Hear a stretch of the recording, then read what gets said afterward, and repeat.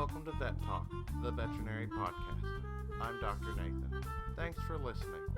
This is an informational podcast, and we hope you find it a valuable tool to help you understand veterinary medicine and how to better care for your animals.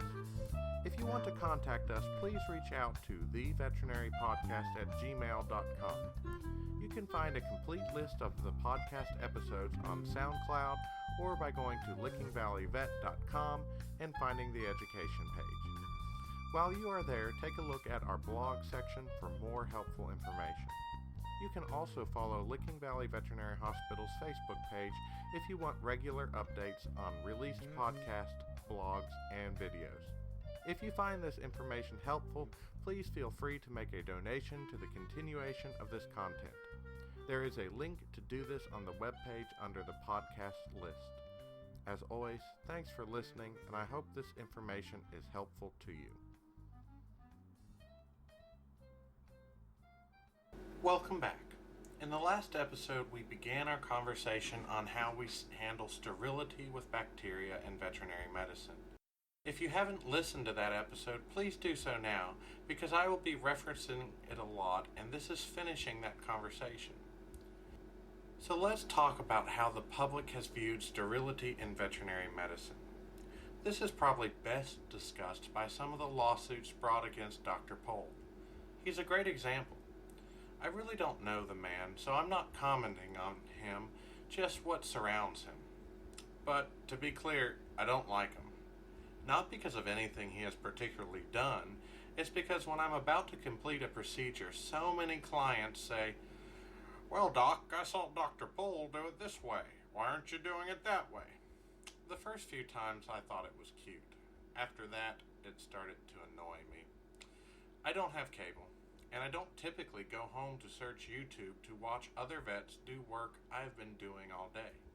Maybe I should, so I could see they have the same issues with people that I do. And so when clients ask me to do it the way Dr. Pohl does it, in my head I usually say, "So, I don't know how Dr. Pohl does it. So if you want it done that way, maybe you should call Dr. Pohl out to do it." In reality, I don't say that. I just go on with the procedure. Of course, in the profession, Dr. Pohl is well debated, and I have seen articles for and against the way he practices. I recently read an article from a magazine, DVM 360, how he was placed on professional probation for negligence for, I quote, failing to intubate the dog during surgery, failing to use an electronic monitoring device during the procedure, failing to request assistance locating the dog's uterus during surgery, and failing to wear a surgical cap, mask, and gown during the procedure. He also had a second complaint, and I will read a section of DVM 360 for you explaining that. The administrative law judge who reviewed both complaints concluded that the state had failed to prove that Dr. Pohl was negligent or incompetent in his care of the dog or horse.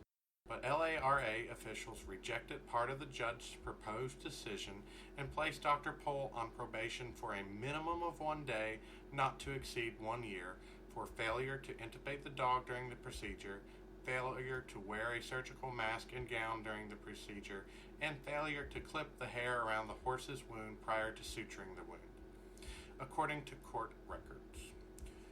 Dr. Pohl was ordered to serve a probationary period, pay all costs incurred in complying with the terms of that order, and complete continuing education in the areas of small animal surgical preparation and monitoring and small large animal aseptic technique. Breaking that down for this episode, we can just talk about the things regarding percent sterility. The first part of the complaint was he didn't wear a surgical cap, mask, and gown during the procedure. So sure, wearing a cap, mask, and gown would increase the percentage of sterility, but as we have discussed, that is not always necessary to have a successfully sterile surgery. If surgery after surgery, not wearing a cap, mask, and gown caused infections, then sure, we start adding those things. But at least from my experience, it is not always required to reach the percent sterility to keep the animal healthy.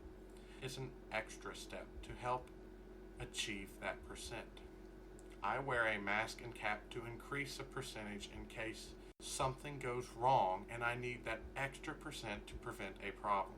I know doctors who have performed many more surgeries and many more in-depth and complicated surgeries than I have, and while practicing have maybe worn a mask once in their life, and I think that was under duress from us younger vets. So was Dr. Pohl and my mentor wrong not to wear a mask? I mean, I don't know the entire circumstances of Dr. Pohl's situation. I just read one magazine article. So I'm not passing judgment. I'm just saying, go to a vet you trust to make the decisions to appropriately take care of your animal. One incidence of a case gone south does not mean that your vet's protocols do not work. If you don't trust that vet to do a good job, should you be going there? If something does go wrong, should you, as a non-medical professional, nitpick how a procedure was done to a professional? I mean, sure, Dr. Pohl didn't wear a mask, and this one patient had a problem. But if he completed 100 other surgeries like that with no problems, as a professional, he's not going to blame his lack of a mask for that one incident. Sometimes people are biased because they have only seen the procedure once, and that one time it went wrong. With the horse they mentioned, I have often not clipped the hair around the wound. I have Amish clients. I tried, but for some reason I just couldn't find an electrical socket at their barn for me to plug it in my clippers. I have sutured horses together in the middle of a field where practically there's no place to find a good electrical outlet. And even though I have tried battery-powered clippers, the battery just always seems to be out when I need it. Once I performed surgery on a horse. The horse was in a barn in the middle of a field. There was no electricity there. Oddly enough, the horse in a barn in the middle of a field was in a stall that had 4 walls. Do you see my problem? I wasn't too worried about clippers since I had to use a sledgehammer to take down one wall to get to the horse. I'm more apt to use clippers at my clinic where they are available with a reliable source of electricity, but I've never put a cap and gown on for a laceration on a horse. This horse naturally rolls in mud, and I don't have indoor surgical facilities. What is one of the hairs from my head, which I do wash somewhat regularly, going to do compared to the rusty nail the horse cut itself on? The risk are my hands, and I wear gloves to cover those. I don't know if what Dr. Pohl did was wrong. It does not sound horribly wrong when we are talking about sterility. But I, as a vet, want people to use me who trust my judgment. I do surgery a certain way because in most cases it works very well and gives the results that are appropriate for the situation. I'm a trained professional. Sure, things go wrong regardless of what precautions are taken. If something is consistently occurring wrong, that makes me rethink how I perform a procedure. But usually vets have a set of procedures they follow to make sure your animal is well taken care of. My outdoor vet style may be different from a vet in downtown New York, but we are each trying to give your animal the best care possible. And we each have different situations and cases that come to us. I'm trained to apply the appropriate steps necessary. My clients trust me to do that. I certainly strive to always improve and be better, but also be realistic. If I can perform a procedure by completing steps A, B, C, and D, and then perform 2 more procedures, all preventing infections, then I think that is acceptable and good for my clients. Better than not getting those 3 cases seen because I performed steps A, B, C, D, E, F, G, H, I, J, K, L, M, N, O, P to get 1 patient seen. Especially if the results were going to be the same regardless of which way I approach the scenario. Here's a good case example that typically each of my veterinary students gets to go through. We just finished a spay. No antibiotics given. We clipped and scrubbed the dog, used sterile gloves and sterile instruments, and then sent the animal home. It develops no infection. Then a dog comes in and has been bitten by another dog. Both dogs were in a big fight, rolling around in dirt and mud puddles. The The dog that comes in has a big muddy laceration on its side. The bleeding has stopped, but it definitely needs sutured together. The owner agrees to treatment. My vet student starts giving me a list of things they want to do to get the dog better. We get pain meds for the owner to give, we anesthetize the dog, then they typically want to gown and glove as the technician is sterilizing the wound with scrub and flush. That's where I start slowing them down. Did we put on a sterile gown for the spay where we opened a body cavity? No. And it did not get an infection. So I know this looks bigger and badder, but is it? It's a bigger hole, but what is the difference here? In their mind, this wound is going to be completely sterilized because it's big and bad and needs to get all of the nasty infection out of it. I'm like, that's not going to happen. We will reduce the contamination, and we want to prevent further contamination with anything bad, but this wound has already been infected. It's dirty. Dog mouth dirty. Dogs eat poop. Poop is on their teeth, then was inserted into our patient's body. So we clip the wound and get the hair and debris out, flush it if necessary to remove big particulate, and then we scrub it. I wear gloves and use sterile equipment, but have I realistically gotten all the bacteria out of this wound? No, I just haven't. I'm not going to be able to. So I put the dog on antibiotics after I suture the wound together appropriately. I know when I can't prevent something from happening, i.e. bacteria in the wound, my job is to then make sure new stuff doesn't get in and we kill the bad stuff that's left inside. We adapt to the situation.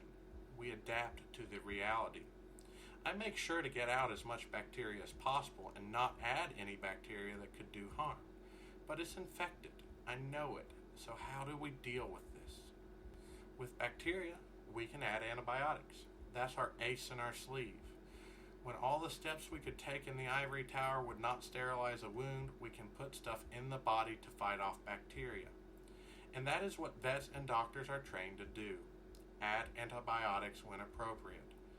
When our scrubbing and sterile equipment just don't do enough because the bacteria are already there, we are past preventative medicine and into treating. So, as doctors, we are constantly playing the game to lower the percent of bacterial infection. We use our experience and training, and sometimes, in the case of Dr. Pohl, perhaps some legal pressure to affect how we make these decisions. Obviously, there is debate on how to handle sterility. Dr. Pohl and his cases have proven this, and I see it debated and discussed in the academic forums and magazines. Some of the things I do are making my fellow vets and professors cringe, and others are like, goodness, he gets way too carried away with sterility. These are good discussions for professionals to have so we as professionals can continue to grow. It keeps us on our toes.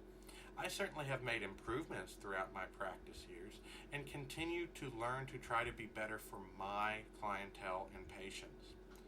People come to me who trust me to do a job. Do I always wear sterile gloves for repairing a dirty, infected wound? No. There is already infection there. And sometimes sterility is hard to maintain when you're working in a barn or a mud pit. I'm taking other steps to help the wound heal and kill off infection, while mainly trying to not put anything worse in the wound. People trust me to make the right decisions, and it seems to work. Guess what? It works a lot of the time for me, and a lot of time for other veterinarians, because we all had training and experience and know how to achieve our goals. So people who come to me trust me. And I hope I have earned that trust enough that they listen to my recommendations. People go to their human doctors and should trust them too, and should listen to their recommendations, because they are trained to handle human illness. What is dangerous is when people don't understand the principles that go into making decisions on care. And that's where we get back into our discussion on COVID-19. Allow me one more story from vet school. We were on an ambulatory rotation at a barn. We were doing joint injections on a horse. We had done these before at school. Big sterile prep, sterile gloves, all that jazz. And putting stuff into joints is like dangerous, right? And An infection gets in there and you have problems. So the professor was like, well, what do? We are in the field. We have to inject this horse, and we used all our gloves at our last case. We have betadine and alcohol left. Well, we scrubbed the horse with betadine and alcohol. Didn't bother clipping the site like we did at school, and we just made sure we scrubbed well enough to soak through the hair. But then what? No gloves? Well, we had betadine and alcohol. We scrubbed our hands and pretended we had gloves on. Hey, it worked. Not every place in the world is a fully equipped vet school. Sometimes you have the back of a truck and a barn light to work with. Another story, not from vet school. I grew up on MASH. Hawkeye Pierce is my mental picture of a surgeon, doing meatball surgery in Korea to save lives and come up with unique ways of getting the job done. In one episode, supplies were running low.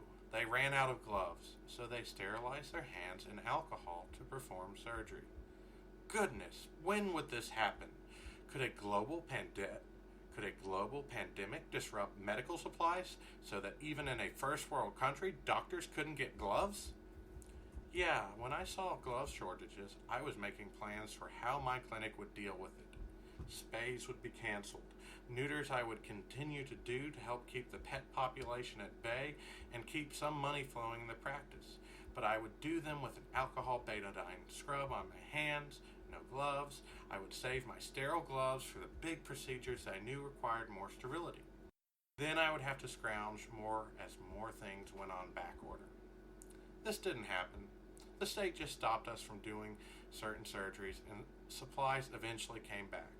But discussions I had with other professionals were like, OMG, we can't do it like that. We just can't perform surgery. I'm like, we can. These are different risks, but let's improvise. This is a pandemic. The entire world is affected. We still have certain things we need to get done.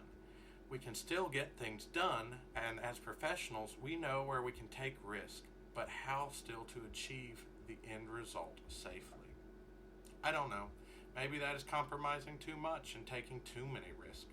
But sometimes you have to get the job done and just improvise with what you have. Sometimes we forget that the fancy way isn't the only way to do things. When I doused my hand with alcohol and betadine 3 different times and scrubbed the horse and aseptically injected it, bacteria were kept out.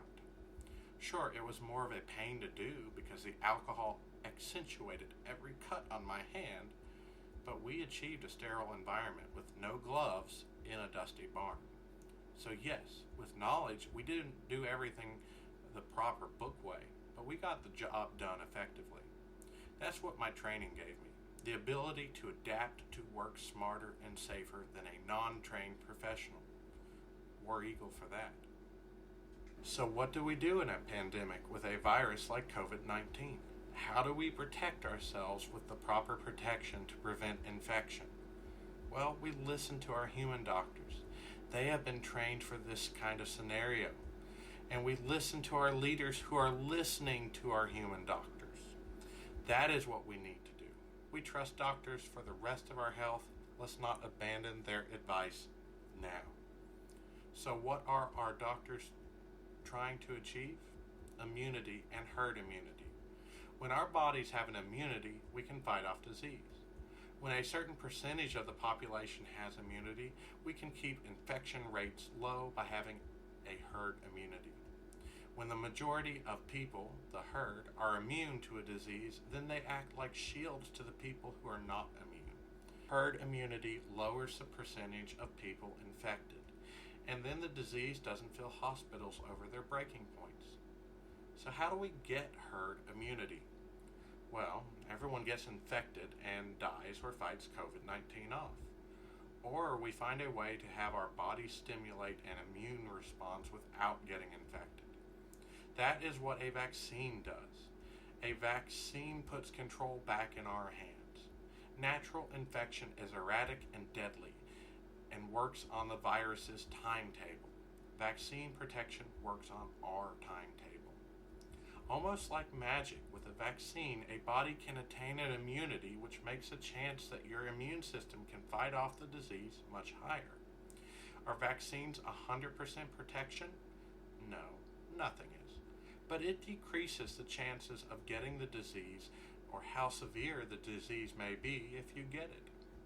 If the vaccine protects 8 out of 10 people exposed to the disease, and then of the 2 out of 10 people that are not 100% protected, prevents it from causing the need to be hospitalized 50% of the time, wow, then that is a 9 out of 10 chance I'm not going to die. And then that chance is actually even higher because so many people have immunity, i.e. herd immunity, there's less chance that I will be exposed, which helps my survival rate even more. You can always tell me the odds, especially when the odds are stacked in my favor. Vaccines do that, stack the odds in my favor. But guess what? That is the fancy way of doing things. How do we stack the odds in our favor when we don't have vaccines or natural herd immunity? I don't do a surgical scrub on my hands before every surgery I do, but I do wear gloves, unless I do a barn scrub in alcohol. I know bacteria well enough that if I have scrubbed an animal, wear sterile gloves, and wash my hands throughout the day, that the animal I am doing surgery on is likely not going to get an infection. The same with COVID-19. Hand washing, social distancing, mask, simple things, not fancy. Until we can get fancy vaccines and herd immunity, we just don't know how bad it would be without simple things like mask and hand washing. So listen to your doctors and wear a mask. These recommendations are the recommendations of your doctors who are well trained and experienced.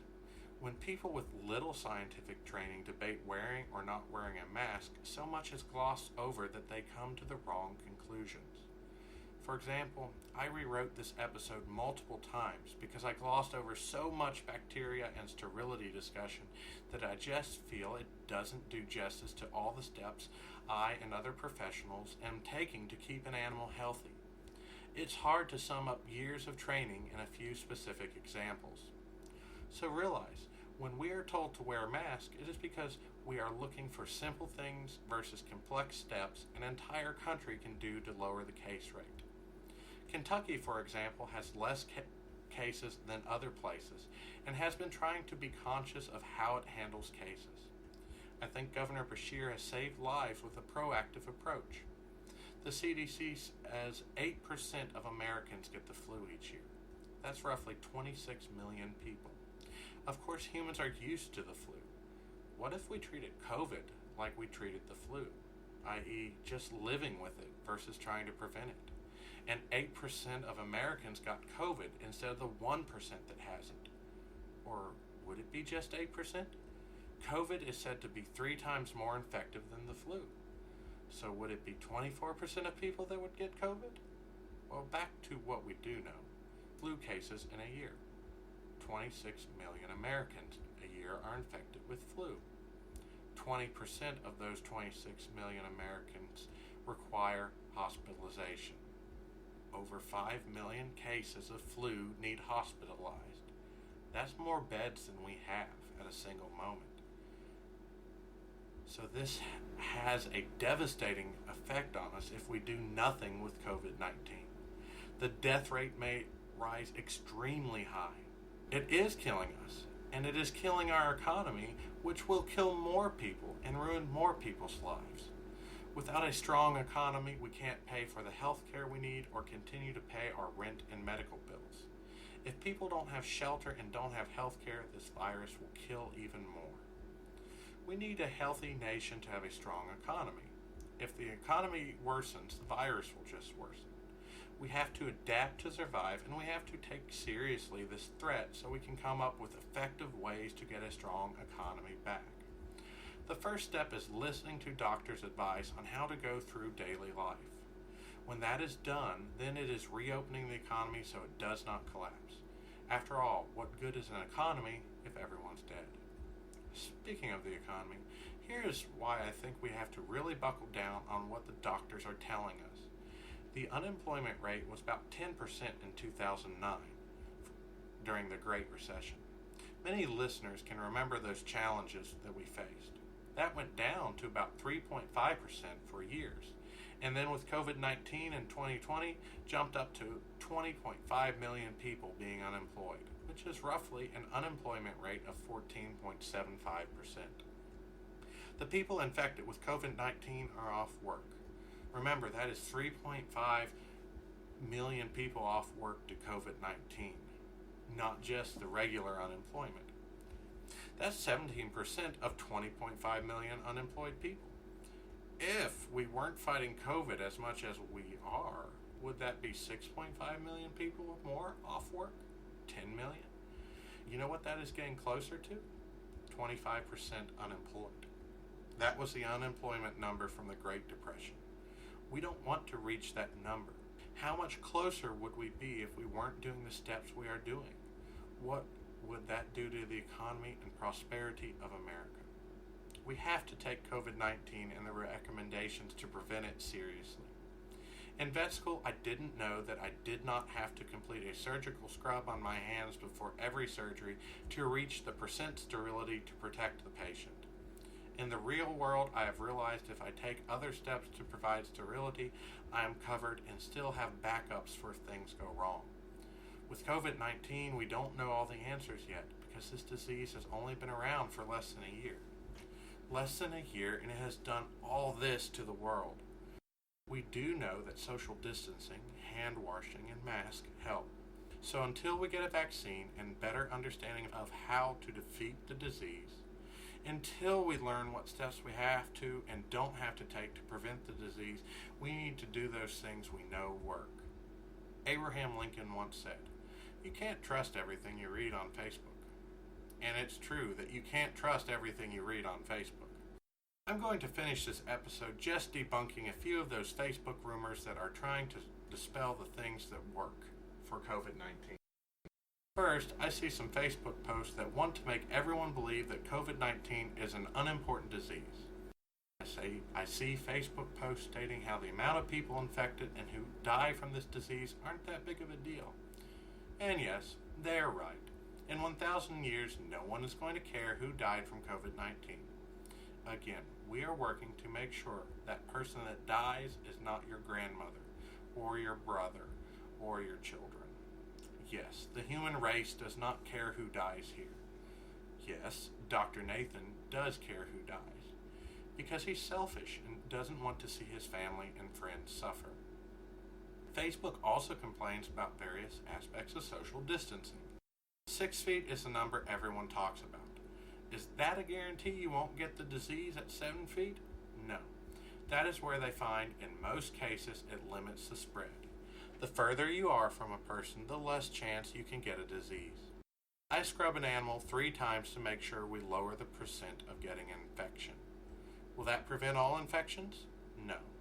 They have found that 3 times will prevent an acceptable number of infections from occurring, that you don't have to do a 3rd scrub in most cases. Maybe 2 times prevents 90% of infections, and the 3rd prevents that extra 10%. Well, that's a cheap and easy and not a very time-consuming step. 1 more scrub. I just saved 10% more of my patients from problems. You may stand 3 feet away from people and not get COVID. You may be 8 feet and get the disease because someone talks loudly and projects viral particles further. That minimum of 6 feet is shown in most cases to decrease the spread. Just like scrubbing 3 times will mostly decrease the chances of infection, but sometimes it doesn't. So we have our own immune systems giving us a percent of keeping the disease from us. Then we can increase that percent by proper social distancing, just like I add that 3rd scrub to kill bacteria. That increases the chance we won't need a hospital bed and increases the chances that the hospital bed won't be full when we need it. Then there is the mask in Facebook. First, to those of you out there that can't breathe and mask, I've worn masks for hours doing surgery on your pets. You can breathe. You may be hotter, but you can breathe. You are getting proper oxygen content. It's not like someone has you in a chokehold. So don't talk to your vets and doctors about not being able to breathe. On Facebook, I also saw a post, and I can't find it now because it bothered me so much when I read it, I blocked the person posting it. Anyway, before I blocked it, I fact-checked it and have seen others of various arguments similar to that post, that mask, specifically the N95, is not effective against COVID-19 because the virus is smaller than the mask can filter. So yeah, there is a viral size range. The virus could be this big or this small, and it's still the virus. Just like some people are 6 feet tall and some are 4 feet tall. So yes, some of the virus may slip through, but most of the virus will not. Again, it's a percentage, about 95%, I read correctly. When you have a mask on, you are preventing a small amount of virus from getting to you, but mostly blocking the spread of the virus from leaving you. And yes, a small percentage of virus can get through. But when you pair that with social distancing and your body's own immune system, it is likely the virus would not spread. Also, think where the mask is. The virus is likely going to enter your body on one of the holes on your face. Being trained as a surgeon, I know how easy it is for your hands to touch things they shouldn't. And if your hand has touched something infected with COVID-19, you should not touch your face. Guess what the mask is covering? Your face. So if you touch a doorknob that has COVID, then scratch your nose, the virus is blocked on the mask. These last 2 episodes went over a lot of numbers and different ways to look at things.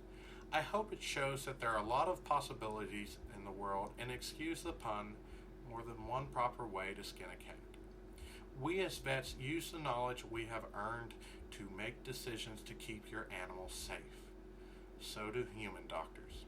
It's not always going to be the grade A ivory tower treatment that is required to keep your animals and yourself safe. Sometimes it's a pair of gloves. Sometimes it's a mask. With COVID, we are all learning and trying to figure out so we can treat it as casually as we do other medical procedures and problems. We aren't there yet. I can't travel to Europe because in America we don't have COVID-19 under control. I don't think Emilia Clarke wants to come here because COVID is not under control. Let's give our bodies every fighting chance it can to have a better percentage of not getting infected with COVID-19 by listening to our doctors. Our doctors, who just like veterinarians, use years of training to make sure your pet doesn't get infected with nasty bacteria. And while doing that, take heart that your actions will increase the chances that Emilia Clarke and I will get to have dinner together. Thanks for listening. I'm Dr. Nathan. I hope this information was helpful to you and gives you a little more perspective on the world. If you want to reach out to us, email us at theveterinarypodcast@gmail.com. Don't forget to tell your friends about our podcast and check out lickingvalleyvet.com for information on blogs, videos, and the complete list of podcasts in our education section.